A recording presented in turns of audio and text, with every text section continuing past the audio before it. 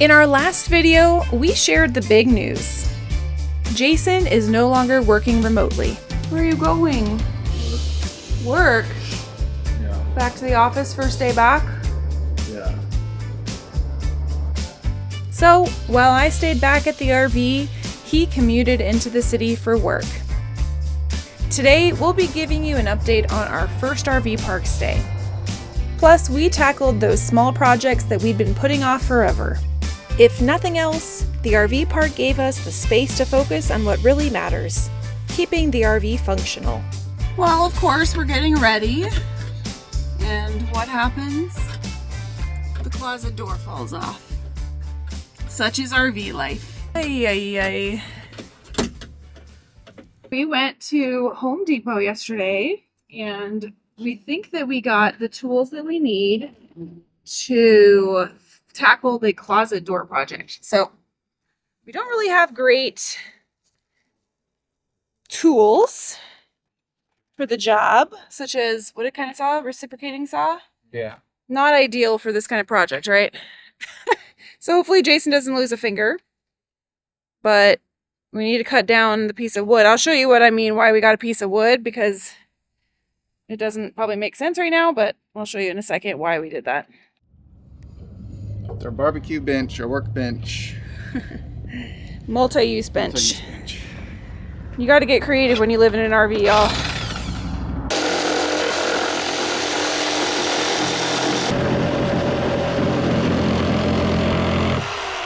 We're going to show you why we got a piece of wood, which here is the wood that we purchased.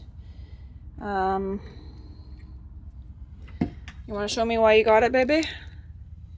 Your door fell off. Well, yeah, but that doesn't require a piece of wood. Gotta attach it to something. Okay. So this is pretty flimsy.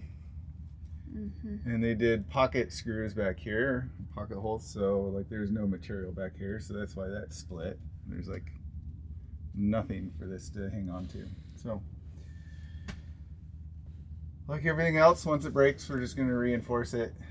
And yep, before it breaks for good, because that obviously has a finish on it that we won't be able to match if we get just a random piece of wood.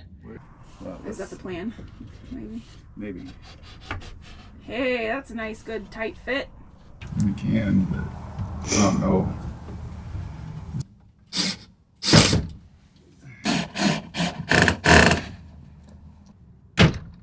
Still moves a little bit, but a lot better, huh? Now we're gonna work on filling this, and you can see that the wood's split, so we gotta glue it and pack it with everything. I don't know how to explain that, but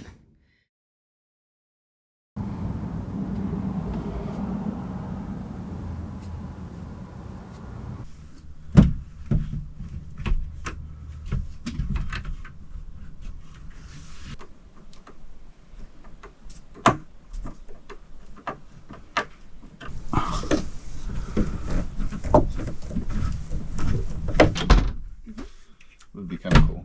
it works! Yay, baby! It's only been months. I don't recall if I talked about our ripping out the dinette in a previous video. It would have been a year and a half, almost 2 years ago at this point.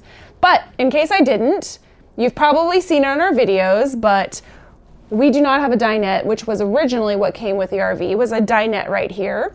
And we took it out because it just didn't work for us very well. And we got a couple new chairs right here that go really well in this spot. And then the other thing that we got is this shoe cabinet.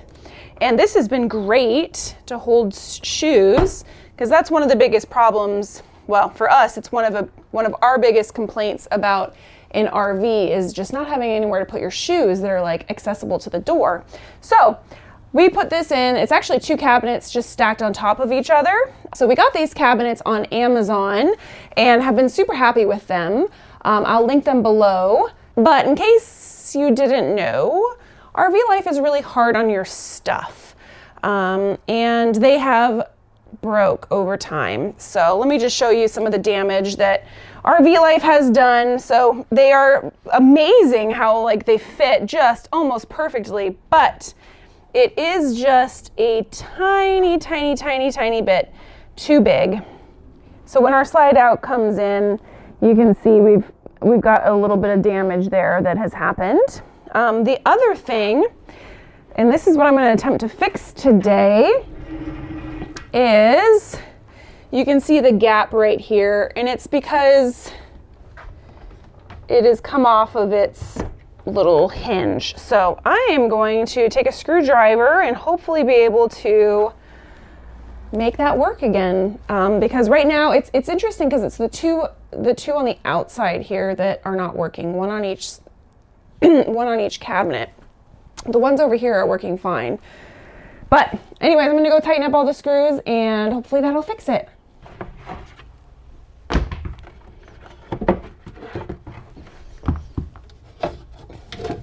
I got the bottom one off and it's over here now.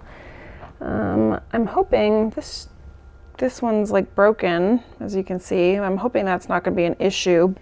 You all probably suspected this before I realized it, but the fact that this is broken is a problem.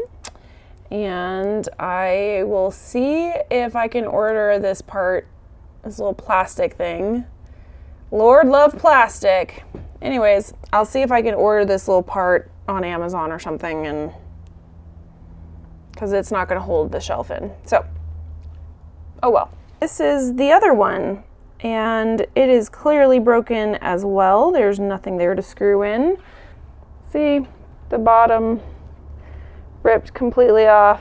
So there's nothing to screw in there anymore. Our Amazon package came in, and I'm gonna take a look and see if it's gonna work for us. Hoping that this part, it looked a little different when I ordered it, but it was the closest thing I could find that would work, or it seemed like it would work. So let's just take a peek and see.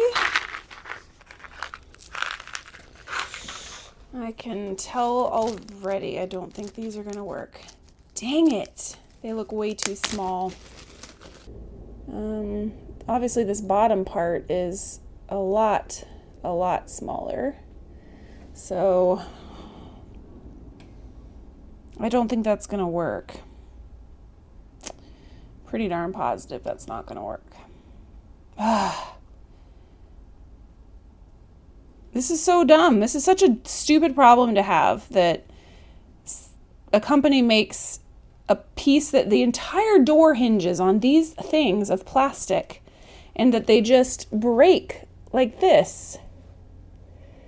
They just break like this so that it literally is useless. Like, what a terrible design, right? At least make this piece metal or something that's a little stronger than a thin piece of plastic that clearly has a weak spot. Okay, well, I might try to put a door on anyways and see if this works, but I'm pretty sure it's not going to. So that sucks. Okay, it's officially not going to work. Here's the hole that it needs to go in down here. And as you can see, this little piece fits right through it. So there's no way that's going to hold this piece up. When it does, it just fits right through the hole. So Amazon, I mean, doesn't seem to have a thing that will work for this. And yeah, I don't really know what else to try. So I looked at the company's website to see if they like carry replacement parts or something, and of course they don't. It's kind of annoying. I wonder if I should try and call them and see if they can send us this part. You know, I mean, I'm happy to pay for it, but how frustrating. Why is it so difficult to make good quality products? Like, it's insane. We spent $320 on these 2 shoe cabinets. Like, that's a decent amount of money. They should be made to last longer than a year and a half. Frustrating. We are finally tackling the shoe cabinet, like for real this time. Hey, we found it. So hopefully we have everything that we need. We went to Ace yesterday and finally with Jason this time so that I had some more professional somebody who actually knows what they're doing. So let's see if we got some stuff that works. Well, we couldn't find that piece anywhere or anything to replace it with. So we decided we're going to put a washer over the top and then got longer screws that are the same diameter and thread as the last ones. And they're wood screws, so it doesn't matter. Nice. So. Okay, so there's all the stuff.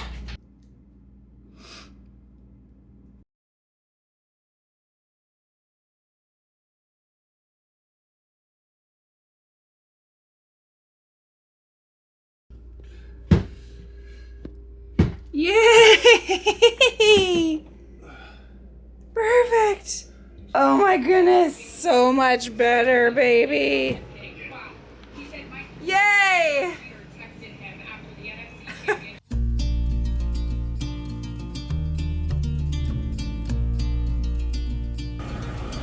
RV life is all about new adventures. But let's be real, not every stop is paradise. Gunshots from the people killing each other. For a month, we stayed at Duck Creek RV Park in Las Vegas.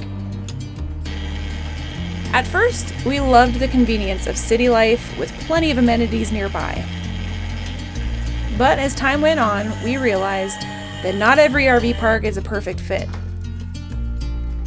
On paper, Duck Creek RV Park seemed like a solid choice. Full hookups, affordable rates, and it's close to everything Las Vegas has to offer. But as we quickly learned, there's a lot more to an RV park than just the amenities. What we didn't realize when we booked this stay is that Duck Creek is mostly full of long-term residents, not adventuring RVers like we are. It made the vibe a little less than social. And then there was the noise. What's up with people not having mufflers on their car?